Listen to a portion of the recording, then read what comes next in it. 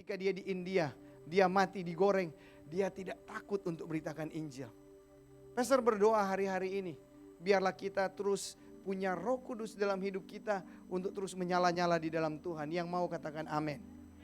Bahkan beberapa waktu yang lalu di hari Jumat, gereja ini kita menanti-nantikan pencurahan Roh Kudus. Kita doa semalaman. Bisa tampilkan gambar multimedia. Doa semalaman dari hari Jumat malam sampai hari Sabtu. Jam 11 malam sampai jam 6 pagi. Dan pastor mau katakan sungguh luar biasa karena apa? Karena orang-orang yang datang mengalami lawatan Tuhan itu sendiri. Dan yang pastor bersyukur adalah begitu banyak dari waktu ke waktu semakin banyak orang yang haus untuk datang di hadirat Tuhan. Amin. Dan saya percaya setiap doa kita tidak ada yang sia-sia. Hari ini kita akan mendengar firman Tuhan di dalam Kisah Para Rasul 1 ayat 1 sampai dengan 5. Firman Tuhan berkata demikian. Hai Theophilus, dalam bukuku yang pertama aku menulis tentang segala sesuatu yang dikerjakan dan diajarkan Yesus sampai pada hari ia terangkat. Sebelum itu ia telah memberi perintahnya oleh Roh Kudus kepada rasul-rasul yang dipilihnya. Kepada mereka ia menunjukkan dirinya setelah penderitaannya selesai. Dan banyak tanda ia membuktikan bahwa ia hidup. Sebab selama 40 hari ia berulang-ulang menampakkan diri dan berbicara kepada mereka tentang kerajaan Allah. Pada suatu hari ketika ia makan bersama-sama dengan mereka, ia melarang mereka meninggalkan Yerusalem dan menyuruh mereka tinggal di situ menantikan janji Bapa. Katakan sama-sama, menantikan janji Bapa. Yesus meminta murid-murid untuk tinggal di Yerusalem untuk menantikan janji Bapa. Demikian katanya, telah kamu dengar daripadaku, sebab Yohanes membaptis dengan air. Tetapi tidak lama lagi kamu akan dibaptis dengan Roh Kudus. Yesus berpesan kepada murid-muridnya bahwa Yohanes membaptis dengan air, tetapi akan tiba waktunya kita akan dibaptis dengan Roh Kudus. Baptisan Roh Kudus bukanlah sesuatu yang hanya berbicara tentang laba-laba kupu-kupu tawon. Bukan hanya berbicara tentang orang yang bla bla bla bla bla bla bla bla. Bukan seperti itu. Tetapi baptisan Roh Kudus adalah sesuatu yang memurnikan hidup kita. Katakan memurnikan hidup kita. Baptisan Roh Kudus adalah pribadi Roh Kudus yang datang ketemu dengan kita. Itulah baptisan Roh Kudus. Sehingga ketika kita dibaptis oleh Roh Kudus, kita menjadi pribadi yang kuat. Karena apa? Sepanjang perjalanan kehidupan kekristenan sampai kita dipanggil kembali atau sampai Tuhan Yesus datang yang kedua kali, kita membutuhkan Roh Kudus. Karena tanpa Roh Kudus akan sangat sulit untuk kita bertahan menjaga iman kita. Dan ada beberapa peran dari Roh Kudus yang kita akan pelajari sore hari ini. Yang pertama adalah peran Roh Kudus, dia sebagai penolong sejati. Katakan sama-sama, penolong sejati. Dalam Yohanes 14 ayat 16 berkata, aku akan meminta kepada Bapa dan ia akan memberikan kepadamu seorang penolong yang lain supaya ia menyertai kamu selama-lamanya. Tapi dalam terjemahan NIV dikatakan, and I will ask the Father and he will give you another advocate, counselor to help you and be with you forever. Jadi bukan hanya sebagai penolong, tetapi kata advocate ini sering dipakai di dalam pengadilan. Jadi kalau kita punya Roh Kudus, Roh Kudus itu bukan hanya menolong kita, tetapi Roh Kudus itu akan menjadi pembela kita. Roh Kudus itu akan menjadi konselor kita. Kalau kita yang pernah mengalami pengalaman dengan Roh Kudus, saya ingat satu kali waktu dari Tikala akan ke arah Teling, naik tanjakan. Saya pingin sekali melewati mobil yang di depan saya karena mobilnya jalan pelan sekali sementara saya lagi buru-buru. Mungkin bagi Anda bapak-bapak atau ibu-ibu yang nyetir kayaknya mau klakson tet. Kalau boleh lewat, walaupun tikungan berusaha untuk lewat. Dan apa yang terjadi? Waktu saya mau lewat, tiba-tiba ada suatu suara dalam hati saya katakan seperti ini. Jangan lewat, tetap di belakang mobil itu. Saya bisa bisa saja melewati mobil itu. Tetapi saya belajar untuk taat. Waktu saya belajar taat, hanya hitungan detik. Tiba-tiba, pam, ada motor dari atas, blong remnya.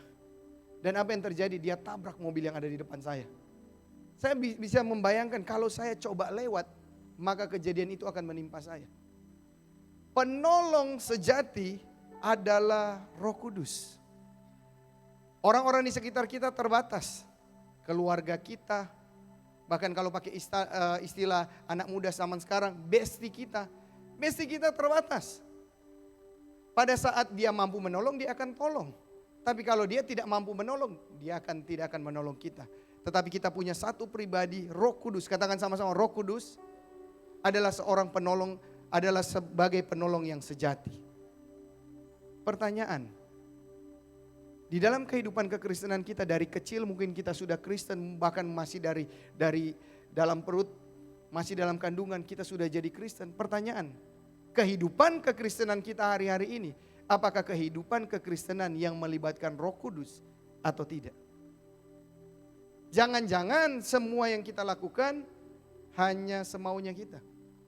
Bahkan saya mau katakan, saya pernah mengalami kejadian di mana dia sungguh-sungguh Roh Kudus adalah penolong sejati. Ketika ada satu case di mana ada saudara yang menuntut saya sampai ke pengadilan. Saya katakan, Tuhan, Engkau tahu kebenarannya. Dan terus sampai di satu titik saya berdoa, saya mendapatkan firman Tuhan, orang yang bersaksi dusta di hadapan pengadilan pun akan dinyatakan bersalah. Dan apa yang terjadi? Waktu putusan pengadilan, Roh Kudus menolong dan kami memenangkan perkara itu. Itu semua karena Tuhan. Itu semua karena ketika kita izinkan Roh Kudus sebagai penolong, kadangkala kita yang gak sabar. Tuhan, umur sebegini, kapan, siapa yang mau berdekat? Laju-laju jo ambil jalan pintas. Dapat lihat, so itu dia. Waktu engkau mencari jodoh, berdoalah kepada Tuhan. Dan Roh Kudus akan menolong, memberikan engkau, sehingga engkau akan mengalami surga di bumi. Yang setuju katakan amin. Hal yang kedua, peran dari Roh Kudus yaitu dia penuntun yang handal. Katakan sama-sama, penuntun yang handal. Penuntun yang handal itu adalah pribadi yang selalu mengarahkan kita. Ada satu video, kalau Bapak Ibu lihat video rally, mobil yang rally, kalau Formula One hanya sendiri. Tapi yang seru di mobil rally adalah ada dua orang di dalam mobil, yang satu sebagai driver, yang satu sebagai advisor atau navigator. Di mana driver ini hanya fokus lihat ke depan, fokus pegang setir, injak gas dan rem, memindahkan posneling. Tetapi ada satu yang akan bicara begini, 50 meter ke depan akan ada belokan kanan. 40 meter siap-siap, 30, 20, 10, 5, 4, 3, 2, 1, belok kanan sekarang. Driver itu harus belok ke kanan. Apa yang terjadi kalau driver itu belok ke kiri, maka tercemplunglah mereka di sawah-sawah atau keluar dari jalur. Dan video singkat ini mungkin akan menggambarkan bagaimana rallying is very much a two-man sport. The drivers, by their own admission, could not achieve what they do without their co-driver. Now, you might think co-drivers just read the pace notes, but this is a job that is nowhere near as straightforward as it sounds.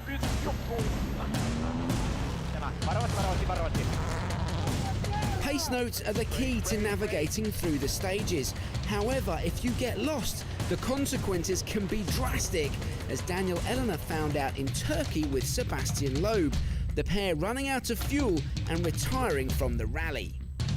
Michael Park was with Marco Martin in Kenya when he left his notes in the service park.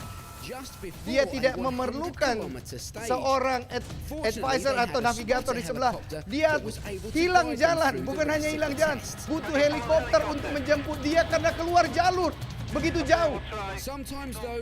Cukup sampai di situ, saya mau katakan gini, Roh Kudus adalah penolong kita.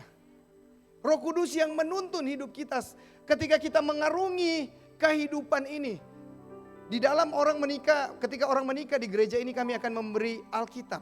Dan kami katakan kepada orang tersebut, selama engkau mengarungi bahtera rumah tanggamu, ketika engkau tidak tahu lagi melakukan apa, yang harus kamu lakukan adalah kembali ke manual book.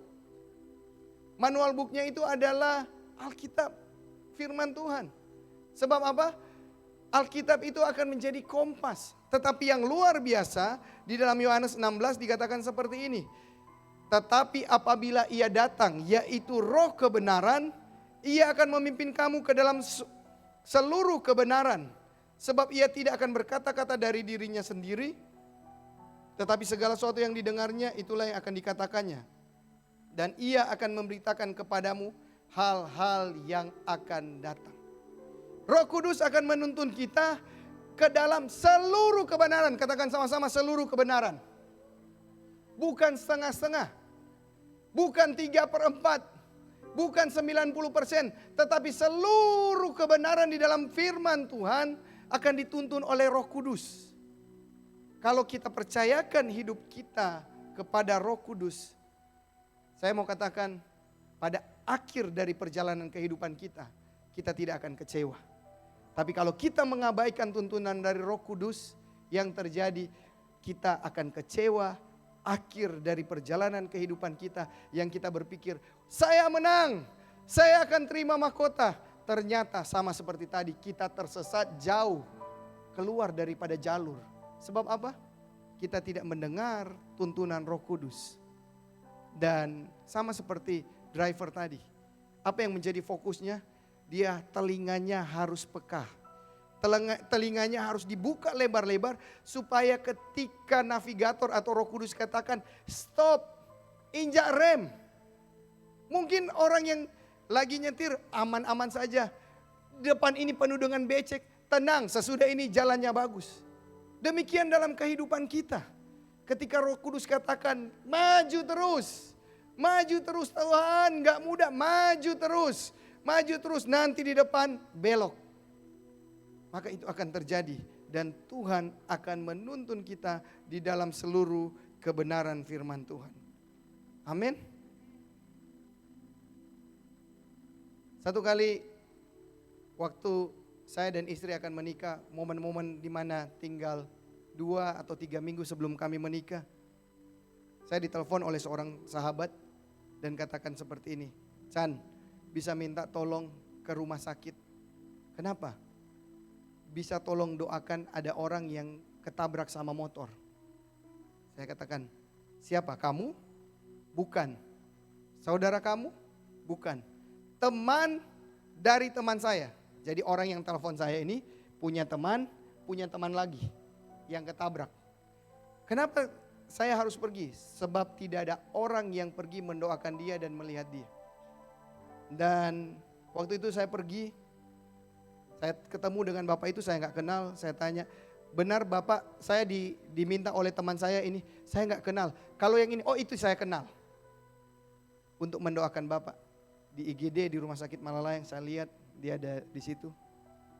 Dan waktu tanya semua, kakinya lagi diangkat. Dan hasil dari ronsen mengatakan bahwa dalam waktu dekat ini, bapaknya harus dioperasi sebab pangkal pahanya ini patah. Dan waktu saya lagi berdoa, kuat sekali di hati ditaruh seperti ini. Tolong bapak itu untuk operasi. Biaya operasinya kamu yang tanggung. Saya nggak kenal orang ini, siapa dia. Tapi saya hanya belajar taat kepada Roh Kudus dan saya mulai tanya, Pak, kapan operasi? Dalam minggu ini Pak. Sudah tanya biaya operasi, bapak punya asuransi atau apa? Tidak. Berapa biaya operasi? Dia sebut biaya operasinya. Dan biaya operasi itu setengah dari biaya untuk pernikahan kami. Dan saya berdoa, saya bilang Pak berdoa minta Tuhan tolong. Saya berdoa sungguh-sungguh karena saya tahu biaya itu tidak murah. Dan saya pulang ketemu dengan calon istri saya waktu itu, dia tinggal gak jauh dari rumah sakit. Dan saya bilang gini, kayaknya pesta kita harus diganti. Dari pesta gedung menjadi pesta taman. Dan jumlah orang harus dikurangi karena Tadi waktu berdoa kepada Bapak itu, Roh Kudus taruh di hati saya untuk menanggung biayanya. Jadi saya bilang gini, calon istri saya waktu itu katakan, waktu saya berdoa, Tuhan taruhkan apa yang nanti akan dilakukan oleh calon suamimu, sepakat sebab aku yang menyuruhnya. Bapak Ibu bisa bayangkan, pernikahan yang kami rancangkan untuk banyak orang, untuk pesta di gedung akan bubar karena mendengar tuntunan Roh Kudus dan kami sepakat. Tapi apa yang terjadi? Waktu lewat, terus berdoa untuk Bapak itu. Waktu di ronsen sebelum dia akan dioperasi, dokternya kaget. Karena apa? Tulang yang patah itu tiba-tiba nyambung. Beri kemuliaan buat Tuhan. Bapak itu senang, saya lebih senang lagi. Karena apa? Karena mujizat terjadi bukan hanya kepada Bapak itu, tetapi terjadi juga dalam kehidupan saya. Hari-hari ini saya mau katakan kepada Bapak Ibu, izinkan Roh Kudus bicara di telinga dan di hatimu. Untuk sesuatu mungkin berat, tidak mudah. Tetapi kalau dia yang menuntunnya, dia akan menuntun kepada seluruh kebenaran. Bahkan dia akan beritahukan kepadamu hal-hal yang akan datang. Beri kemuliaan buat Roh Kudus. Hal yang ketiga, dengan cepat, apa peran Roh Kudus? Dia adalah sahabat sejati. Katakan sama-sama, sahabat sejati. Yohanes 16 ayat 7 berkata, namun benar yang kukatakan ini kepadamu adalah lebih berguna bagi kamu jika aku pergi, kata Yesus. Sebab jikalau aku tidak pergi, penghibur itu tidak akan datang kepadamu. Tetapi jikalau aku pergi, aku akan mengutus dia kepada kamu. Dalam terjemahan Amplified Bible dikatakan seperti ini, but I tell you the truth. It is to your advantage that I go away. For if I do not go away, the helper, sama seperti tadi, penolong, the helper. Tetapi di breakdown lagi, bukan hanya helper sebagai penolong, tapi dikatakan comforter, advocate, intercessor, counselor, strengthener, standby. Itu akan ada dengan kita, bahkan di terakhir dikatakan to be in close fellowship with you. Jadi Roh Kudus itu Tuhan utus Roh Kudus supaya kita bisa berfellowship dengan intim, dengan dekat. Dan perannya bukan hanya menolong, tetapi dia menjadi penghibur, dia menjadi pengacara, dia menjadi intercessor yang mendoakan kita, menjadi penasehat, penguat, selalu standby, selalu siaga. Katakan selalu siaga. Suami istri sedekat-dekatnya, suami dan istri tidak bisa siaga 24 jam. Orang tua dan anak, sekalipun kita mau jaga anak kita, mau jaga orang tua kita, kita nggak bisa standby 24 jam. Tapi Roh Kudus standby 24 jam. Katakan amin. Orang-orang di sekitar kita terbatas, tapi Roh Kudus tidak terbatas. Sehingga ketika kita memiliki Roh Kudus, memiliki sahabat yang sejati, apapun pergumulan dalam hidup kita, kita akan katakan, kau baik Tuhan, Engkau luar biasa. Satu kesaksian bagaimana ketika Tuhan izinkan untuk mulai membangun proyek ini. Pada saat kami mencari dana terakhir untuk penyelesaian gedung ini, banyak bank yang sudah kami masuk, tapi ada satu bank yang benar-benar pingin. Dan duduk di presentasi terakhir, para direksi, dari mulai direktur bank itu, bagian legal, risk management, semua bagian kredit sudah duduk. Dan mereka menanyakan pertanyaan A, B, dan C. Waktu mereka menanyakan pertanyaan itu kepada saya sebagai direktur utama, saya nggak bisa jawab. Saya blank sama sekali. Tetapi pada saat itu waktu saya blank, saya mulai berbahasa roh di dalam. Tuhan, saya nggak tahu. Saya nggak tahu apa-apa ini Tuhan. Saya nggak tahu harus jawab apa. Ada suara dengan lembut katakan gini, skip meeting ini, minta izin untuk ke toilet. Ambil toilet break. Dan saya katakan, bapak-bapak, ibu-ibu, saya minta izin untuk saya toilet break. Saya mau ke toilet sebentar, boleh? Silakan Pak, nggak apa-apa, sambil kami menunggu. Saya ke toilet. Waktu saya ke toilet, di toilet itu saya bahasa roh, Tuhan, tolong Tuhan. Saya nggak tahu harus jawab apa. Tiba-tiba Tuhan kasih hikmat Pertanyaan A dijawab dengan ini, B dijawab seperti ini, C dijawab seperti ini, D dijawab seperti ini. Dan saya kembali ke ruang meeting dan saya katakan, pertanyaan yang Bapak Ibu tanyakan, bolehkah saya menjawabnya? Dan saya menjawab satu persatu. Dan mereka shake hand, mereka katakan, oke, kita akan memberikan kredit itu. Karena hebat siapa? Bukan hebat saya, tapi Roh Kudus. Kalau engkau lagi menghadapi situasi yang tidak mudah, bahkan pertanyaan-pertanyaan hal-hal yang tidak mudah dengan kehidupanmu, tentang keluargamu, tentang bisnismu, tentang banyak hal, minta hikmat dari Roh Kudus. Amin. Minta hikmat dari Roh Kudus, karena Roh Kudus yang akan mengingatkan hal-hal itu. Untuk apa? Untuk supaya kita tampil lebih dari pemenang untuk melakukan kebenaran firman Tuhan. Yang setuju katakan amin. AC-nya agak panas, bisa dinyalain AC-nya? Yang keempat, yang terakhir, apa peran Roh Kudus dalam hidup kita? Yang keempat adalah dialah pusat dari revival, center of revival. Mungkin kita pikir, wah kalau Roh Kudus tercurah sama seperti para murid di loteng atas, berbahasa roh, dipenuhi dengan luar biasa. Yes, seperti itu. Akan ada KKR yang luar biasa. Tetapi waktu Roh Kudus memenuhi hidup kita, sebenarnya disitulah dimulainya revival. Disitulah dimulai kebangunan rohani. Sebab apa? Ketika kita mengalami Roh Kudus dalam hidup kita, maka keluarga kita akan berubah. Ketika kita mengalami revival dalam hidup kita lewat Roh Kudus, maka pekerjaan bisnis kita akan berubah. Firman Tuhan katakan di dalam Kisah 1 ayat 8 berkata, tetapi kamu akan menerima kuasa kalau Roh Kudus turun ke atas kamu, dan kamu akan menjadi saksiku di Yerusalem, di seluruh Yudea, Samaria, sampai ke ujung bumi. Revival yang pernah terjadi di muka bumi ini selalu melibatkan Roh Kudus. Mulai dari murid-murid di loteng atas, itu lewat Roh Kudus. Catherine Kuhlman, seorang hamba Tuhan wanita yang dipakai dengan luar biasa lewat pelayanannya, akhirnya melahirkan seorang hamba Tuhan yang luar biasa, Benny Hinn. Itu peran Roh Kudus luar biasa, sehingga setiap kali ibadah orang-orang itu dijamah, orang-orang itu dilawat dengan luar biasa. Bahkan hari-hari ini gembala pembina kita katakan, Pastor Niko katakan bahwa akan tiba waktunya, akan terjadi the third Pentecost. Pencurahan Roh Kudus yang dahsyat dan luar biasa itu akan terjadi hari-hari ini.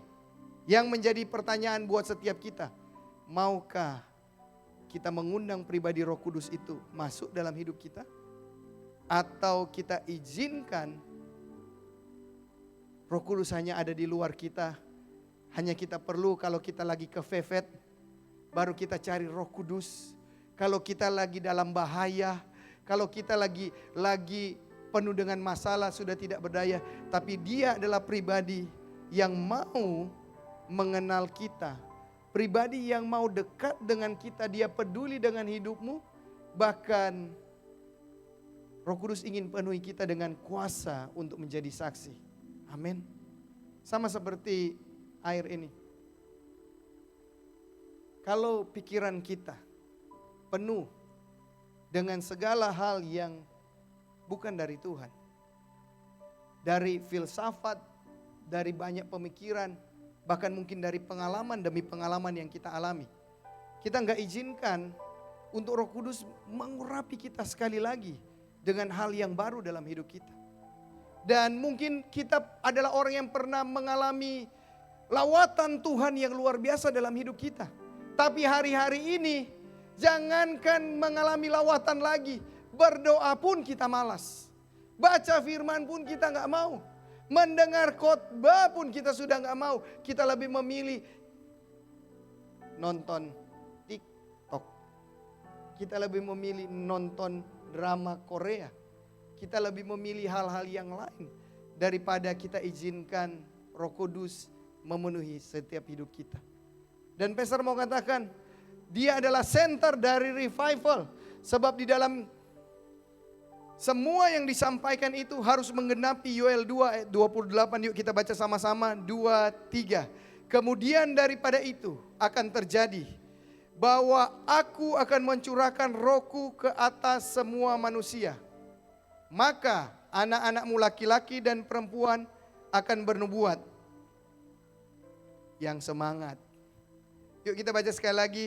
2, 3. Kemudian daripada itu akan terjadi bahwa aku akan mencurahkan rohku ke atas semua manusia. Maka anak-anakmu laki-laki dan perempuan akan bernubuat. Orang-orang tua akan mendapatkan mimpi. Teruna-teruna akan mendapat penglihatan-penglihatan. Juga ke atas hambamu laki-laki dan perempuan akan kucurahkan rohku pada hari-hari itu. Ingat baik-baik, siapa yang bisa menerima Roh Kudus? Firman Tuhan katakan semua manusia. Yang manusia di sini bisa tepuk tangan. Berarti setiap kita bisa dipenuhi oleh Roh Kudus. Tidak ada anak kesayangan, tidak ada yang dipilih, yang dikhususkan. Semua lihat kiri kanan dan katakan engkau akan dipenuhi oleh Roh Kudus.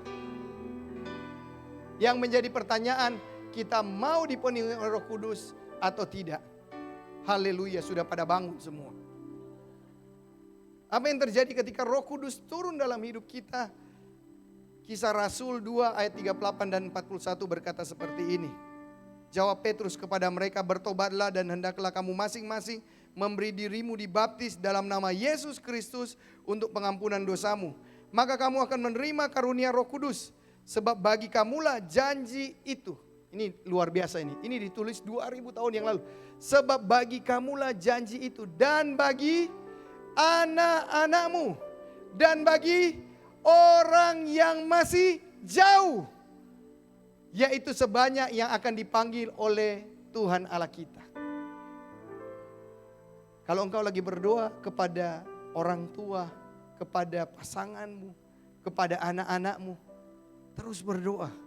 Sebab janji ini diperuntukkan untuk orang-orang hari ini.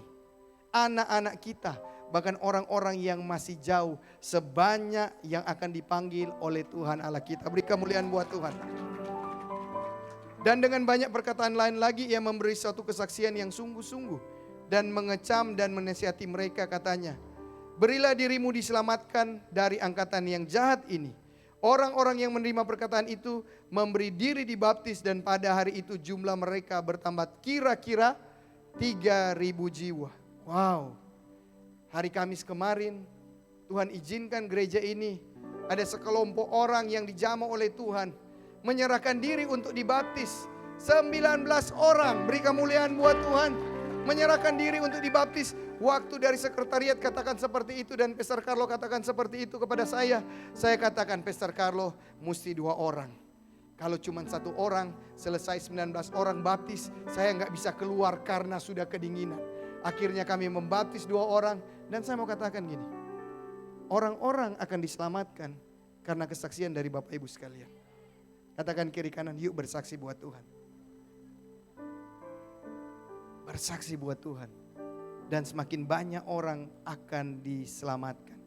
1 Korintus 12 ayat 3 berkata, aku mau meyakinkan kamu bahwa tidak ada seorang pun yang berkata-kata oleh Allah dapat berkata terkutuklah Yesus. Dan tidak ada seorang pun yang dapat mengaku Yesus adalah Tuhan selain oleh Roh Kudus. Kalau kita injili orang, kita perkatakan berita keselamatan, kita katakan kabar baik. Dan orang itu belum menerima Yesus, belum menyerahkan dirinya untuk dibaptis, jangan stres. Katakan kiri kanan, jangan stres. Sebab bukan dengan kekuatan kita. Firman Tuhan tulis, tidak ada yang dapat mengaku Yesus adalah Tuhan selain Roh Kudus. Makanya kalau kita lagi mau menginjil, mau menceritakan kebaikan Tuhan, yang harus kita lakukan, Roh Kudus, taruhkan saya kata-kata untuk saya menyampaikan kepada dia, kepada orang itu, kepada saudara saya, untuk dia mengalami Tuhan. Pastor mau tutup dengan satu kesaksian terakhir di mana firman ini adalah ya dan amin. Kami memiliki asisten rumah tangga yang mengurus anak-anak. Dan kami gak pernah bicara untuk karena ikut bapak dan ibu hamba Tuhan, jadi harus jadi Kristen. Karena dia dari latar belakang keluarga yang bukan Kristen. Dia rajin beribadah, 1 hari 5 waktu, selalu. Kami gak pernah melarang. Tetapi yang kami katakan, Tuhan, biarlah pada waktu Tuhan, Roh Kudus yang menjamah, Roh Kudus yang berbicara, Roh Kudus yang akan memberikan pengertian kepadanya. Kalau memang waktunya untuk ketemu Tuhan, biarlah dia mengalami perjumpaan dengan Tuhan. Bekerja seperti biasa. Bahkan satu momen di mana waktu ada The Call Indonesia di Manado, saya dan istri katakan, ini mau ada acara besar, tolong jaga Prince baik-baik ya. Kami lagi doa keliling, besok acara, pulang di rumah, ketemu anak kami jatuh dari tempat tidur, benjol kepalanya. Hari itu memilih untuk marah, tapi senyum. Tetapi kami katakan gini, Tuhan sayang sama engkau. Tuhan sayang. Lewat 1 minggu kemudian, dia datang kepada istri saya dan dia katakan, Bu, saya mau menerima Tuhan Yesus sebagai Tuhan. Waktu istri saya katakan kepada saya, respon pertama saya bilang, tanya baik-baik, jangan ini jebakan. Karena bagaimana dia bisa terima Yesus sebagai Tuhan? Akhirnya kami panggil untuk interview. Waktu kami tanya, dia bilang gini, sebenarnya waktu saya lagi tidur, tiba-tiba ada satu cahaya putih. Itu melingkupi saya di depan saya. Dan cahaya itu datang mendekati saya. Saya gemetar dan cahaya itu katakan, aku mengasihi kamu. Aku sayang sama kamu. Aku sayang. Dan cahaya itu makin dekat, dia gak bisa lihat, tiba-tiba hilang. Itu yang pertama. Tapi yang kedua, ketika dia lagi melakukan ibadahnya dan selesai dia melakukan ibadahnya, dia tidur lagi. Tiba-tiba dia melihat pribadi yang adalah Tuhan Yesus yang diceritakan. Kami sering cerita ke anak-anak, ada gambar dan ini. Pribadi itu yang dia lihat. Dan pribadi itu bilang seperti ini, engkau disayang, engkau dikasihi, akulah jalan, kebenaran dan hidup. Dan hari itu, waktu dia dipeluk, dia merasakan kasih, dia sampai nangis. Akhirnya dia bilang gini, Bu, saya ingin mengalami yang saya alami secara real dalam kehidupan saya. Saya ingin menerima kasih Kristus. Dan waktu dia terima kasih Kristus, semenjak hari itu, dia menerima kasih Kristus, dia dibaptis. Setiap kali ada ibadah, dia paling berapi-api untuk ikut ibadah. Beri kemuliaan buat Tuhan. Saya mau katakan kenapa itu terjadi? Sebab Roh Kuduslah yang berperkara atas kehidupan orang tersebut. Yang setuju katakan amin. Saya undang worship leader untuk maju ke depan. Dan di momen yang tepat ini, saya nggak tahu apa yang menjadi pergumulan dari Bapak Ibu sekalian. Berapa lama perjalanan kehidupan kerohanianmu yang menjadi perenungan buat setiap kita. Maukah kita menerima Roh Kudus menjadi pribadi yang berjalan bersama-sama dengan kita sebagai penolong yang sejati, yang menuntun kita di dalam setiap saat, menjadi sahabat kita, yang dapat menghibur kita, bahkan mengizinkan Roh Kudus pribadi itu menjadi pusat dari revival. Sama-sama kita bangkit berdiri.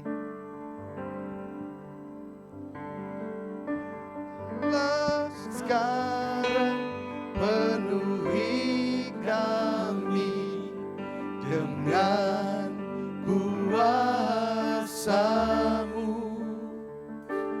urapi kami sekarang ini dengan api Roh-Mu. Datanglah sekarang, penuhi kami dengan kuasa-Mu, urapi kami sekarang ini dengan api Roh. Katakan Roh